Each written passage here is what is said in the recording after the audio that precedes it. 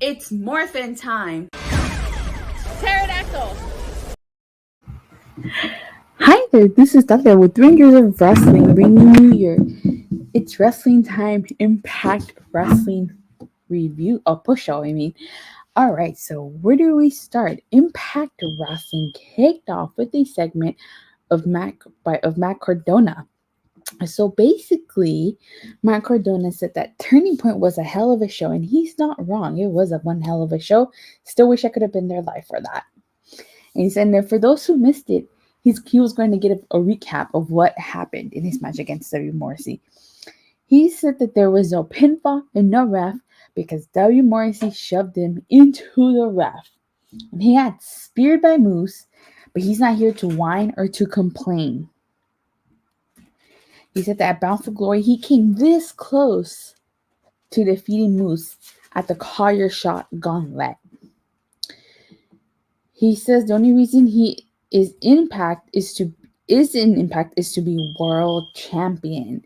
He called out Moose, and then lo and behold, Moose comes out.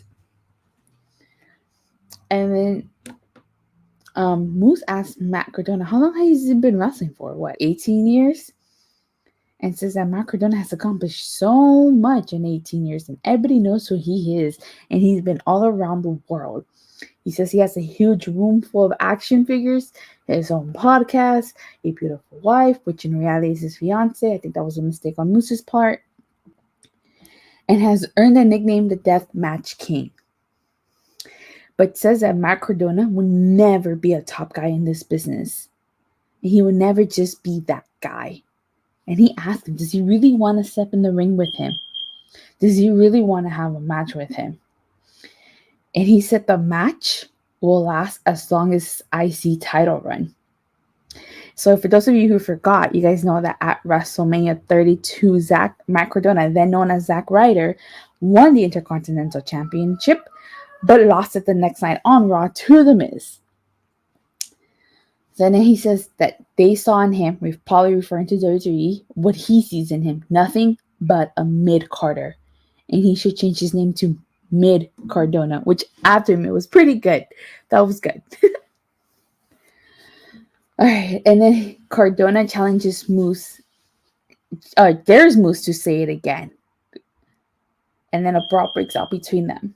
And then who comes to Moose to say it? None other than Morrissey. And they tag team to beat up Mack Cardona. Then Eddie Edwards comes out to help Cardona.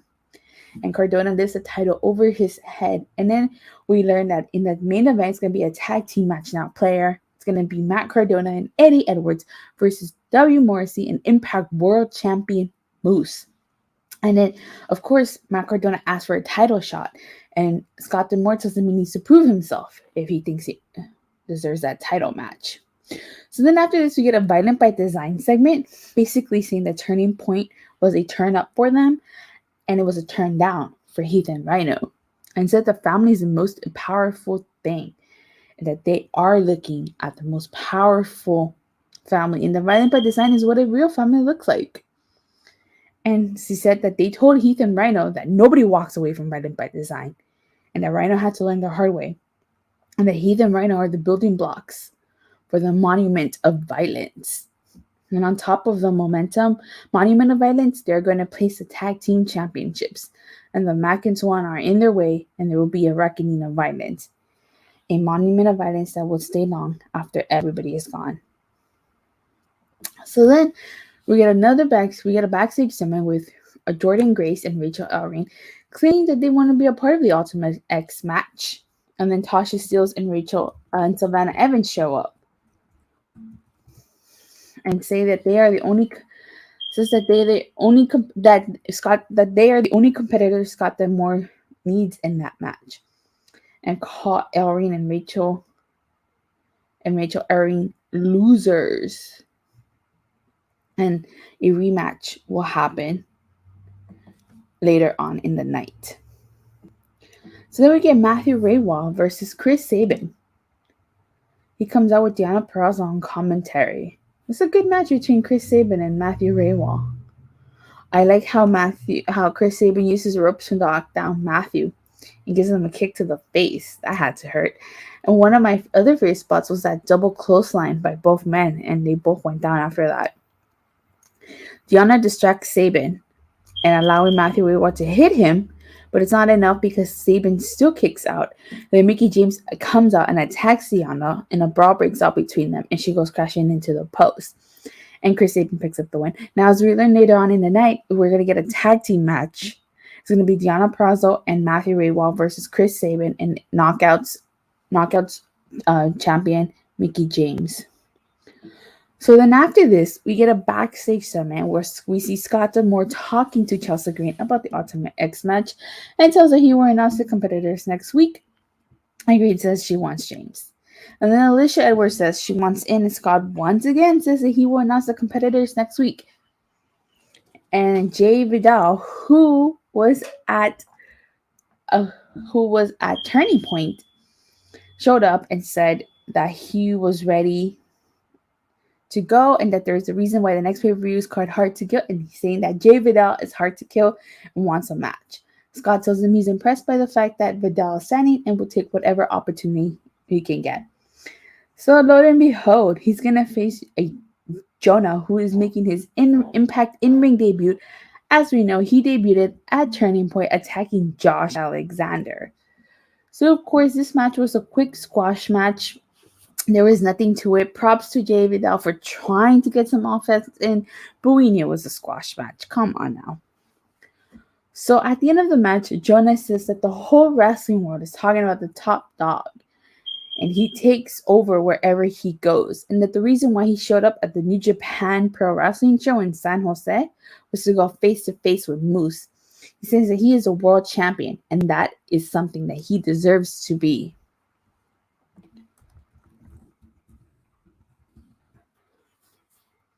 And he says that he keeps hearing from everybody that Josh Alexander is the best wrestler. And in order to be the best, you have to go to the top dog. So I'm actually liking where this is going. It's another way to keep a Josh Alexander away from Moose. So I'm liking where Jonah versus Josh Alexander is going. But then the question begins, does Jonah defeat Josh Alexander and then go on to Moose and then lose to Moose? I don't know. That's what makes it so interesting. You don't know in what direction they're going to go for. Or maybe Josh Alexander defeats Jonah and then moves on to Moose. Who knows? But I'm really excited about that. All right. Then we get a backstage segment with Trey Miguel, who says he feels really good, but should be better. He wanted to retain by defeating Steve Macklin, which hasn't happened. It has not happened. He has not defeated Steve Macklin. Says his biggest challenge to date is pinning and submitting Macklin, and it's something that he hasn't been able to do. And then Macklin attacks him, and security guard tries to stop the attack. Macklin chokes him. Oh no, Macklin chokes Miguel with some cables before security breaks him up, and then Trey Miguel goes to I think they're like crates or something, and he does a flip from the top, knocking everybody out. So obviously they're still continuing the Steve Macklin Trey Miguel rivalry, which isn't over yet, and probably won't be over until either Trey Miguel pins and defeats Macklin, or Macklin rips that title belt off Trey Miguel. In my personal opinion, I think Steve Macklin should rip the X Division title off Trey Miguel. But then I don't know what would be the bigger story. Steve Macklin defeating Trey Miguel, or Trey Miguel defeating Steve Macklin. Personally, I want Steve Macklin to become X Division champion. That's only because I like Steve Macklin, but I definitely would not be upset if Trey Miguel is the one who ends Steve Macklin's undefeated streak. And then we get the most professional Brian Mayers, How to Be a Professional, Chapter 52, Distance Learning. And so this segment just basically has Brian hanging up on Ziggly on Ziggy Dice, who asked how he got his number. And he said he got it from Mack Cardona while he was in the ring. And then VSK calls Brian Mayers back and says, and asks him if you watched Turning Point. And he lost to Swann, but that Ziggy and VSK are going to face Finn Juice and put them in their place. So I don't know where they're going to go with this learning tree group anymore. But I will say they're probably holding off until Sam Bealery comes back. He got Brian Mayers took him out, so I'm hoping Sam Beale comes back soon and see where the rest of the learning tree goes. But I'm pretty curious to see where it goes. Then we get a W. Morrissey and Moose segment. Moose says that he wants to straighten things out with them and make sure they are on the same page. He says that they need to get rid of Mack Cardona and to stop him before he gets his hands on the world title. And Morrissey doesn't understand how any of this is any of concern to him, and says that they had a mutual agreement. And he doesn't get how stopping Cordona would benefit him, and says that Moose has yet to give him a title shot and doesn't believe Moose will give him one. And Moose looked him in the eye and said that he will get first crack if he takes care of Cardona. So to me, in my opinion, Moose, I honestly think Moose is using W. Morrissey. He's not above using people to get what he wants. And honestly, I think he's definitely using W. Morrissey. I don't think he's going to give him that title shot as much as he says that he is. He's definitely just going to use him to get rid of his opponents. But more on that. Wait until the end. So then we get Savannah Evans versus Rewholdt Ellering. This match was okay. It wasn't the best. As we all know, the last time they faced each other, Savannah Evans did defeat Rewholdt Ellering. In this time around, Rewholdt Ellering defeated Savannah Evans. So then after that, we get a segment with the Influence, and Tennille Dashwood returned. I didn't even realize she left. And they basically give her a rundown as to what's going on. And they tell her that there's new Knockouts tag team champions and that they're Australian. And she wants to meet these girls because she doesn't know who they are. And lo and behold, it's the Inspiration.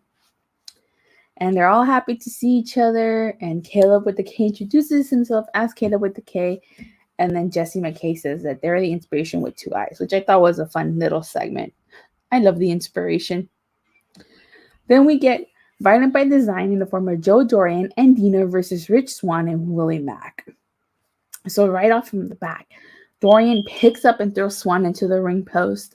And Swann and Mack work together with the leg drop and splash combo on Dorian. Dorian goes crashing into the ring post. Eric Young attempts to distract the referee. Dina grabs the flag, but the ref sees him. This allows Rich Swann and Willie Mack to pick up the win.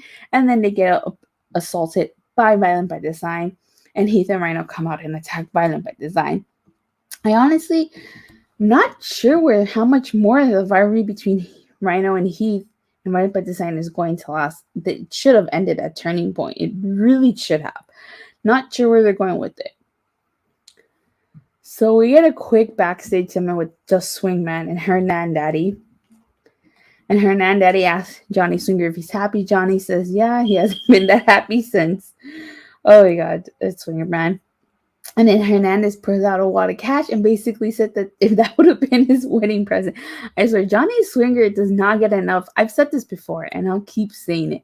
Johnny Swinger does not get enough credit for using comedy in wrestling. Like, he is beyond good. He just doesn't get the credit that he deserves for it. Then Rewholdt shows up and tells it to hand it over and invest in something called, if I heard correctly, Desi Coin? And Hernan Daddy says that they aren't friends. And Rewholdt says that was obvious because they weren't invited to Wrestle House. And Larry D shows up and said that he didn't want that riffraff and missed everything Rewholdt accomplished. And basically, Larry challenges him to a match next week. And then Swinger leaves and they want to go and scramble some ham and eggers. So in the main event, it's W. Morrissey and Impact World Champion Moose versus Mack Cardona and Eddie Edwards. I like this match. It was a good main event. Now here's the shocking part. At least I thought it was shocking. Mack Cardona and Eddie Edwards ended up winning, despite all the efforts from Morrissey and Moose to stop them. They actually ended up winning. What that was shocking. And then at the end, we had W. Morrissey lay out Moose and stand over him. So you can tell W. Morrissey is done, pretty much done with his mutual agreement with Moose. And I, for one, am excited to see Moose versus W. Morrissey for the Impact title. I honestly think Moose is going to beat W. Morrissey, whether it be a clean finish or a dirty finish remains to be seen. Probably be a dirty finish, but I'm actually excited for that.